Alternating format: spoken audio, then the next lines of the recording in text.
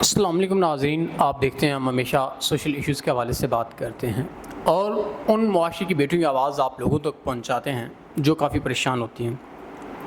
یہ بہن مجھے رات کو فٹ پاتھ پہ ملی اور ہم نے ان سے جب پوچھنا چاہا کہ آپ کیوں کھڑی ہیں، کیونکہ رات کا کافی ٹائم ہو چکا تھا، تو اس نے پہلے تو بڑا ہم سے ڈرتی رہی، لیکن بعد میں ہم نے ان کو سمجھایا کہ آپ ڈریں نا، ہم سوشل ورکر ہیں تو آپ ہمیں اپنے معاملات بتائیں۔ تو انہوں نے بڑے خوف کے مارے سارے معاملات بتائے کہ میرے والدین وفات پا گئے، اس کے بعد کسی کے گھر میں کام کرتی تھی، وہاں کی نظریں مالک کی غلط تھی مجھ پہ، تو وہاں سے اپنی عزت بچا کے بھاگی۔ تو اب تیسرا دن ہو گیا یوں فٹ پاتھ پہ کھڑی ہوں۔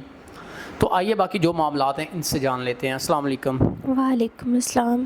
اچھا بہن، مجھے یہ بتائیے گا، ایک تو آپ اونچی آواز میں بات کریں، دوسرا یہ بتائیے گا آپ وہاں کھڑی تھیں تو کیا معاملات زندگی تھے جن کی وجہ سے آپ پریشان تھیں؟ بھائی مجھے لگاتار 3 دن رات ہو گئے ہیں کہ میں یہیں فٹ پاتھ پر رہتی ہوں۔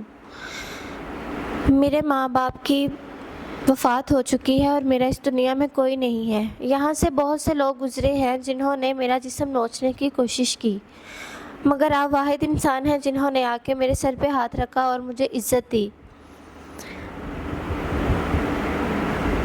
میں لوگوں کے گھروں میں کام کرتی تھی، لیکن جس گھر میں کام کر رہی تھی وہاں کا مالک مجھے بہت ذلیل رسوا کرتا تھا، مجھ پہ گندی نظر رکھتا تھا۔ اس لیے میں نے وہاں سے اپنی عزت بچانے کی خاطر میں وہاں سے بھاگی اور اپنی عزت بچائی، کیونکہ میں عزت سے بڑھ کر کچھ نہیں سمجھتی۔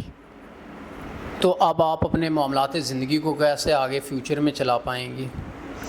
ابھی میں چاہتی ہوں کہ کوئی نیک انسان مجھے مل جائے جو اچھا ہو اور میری عزت کرے، میرا محافظ بنے، میری حفاظت کرے، میں اس کے ساتھ نکاح کر لوں۔ عمر کا مجھے کوئی ایشو نہیں ہے، مجھے باہر بھی لے کے جانا چاہے تو میں اس کے ساتھ چلی جاؤں گی، بس میری عزت کرنے والا ہو۔